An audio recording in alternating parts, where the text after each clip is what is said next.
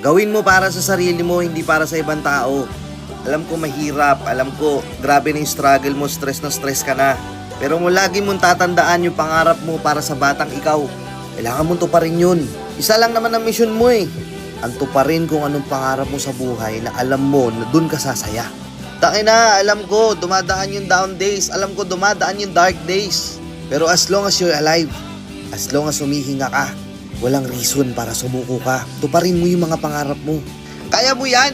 Nakita mo na sa sarili mo eh. Alam kong pumitik na sa sarili mo na meron kang potensyal.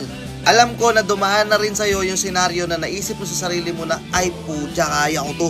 Tanggapin na natin. May mga araw na mahalat talaga. But it doesn't mean na hindi mo na kaya, okay? Ituloy mo yan. Hindi mo man naririnig yung mga salitang proud ako sa'yo sa mga taong ine-expect mong sasabihan ka ng mga ganong salita. At least maging proud ka sa sarili mo para sa mga achievements mo na nagawa. Masyado tayo nakapokus sa kung ano yung hindi pa natin nakukuha. Nakakalimutan natin yung mga blessing na nakuha na natin mula sa Kanya. Tuloy ang laban, pare! Let's go!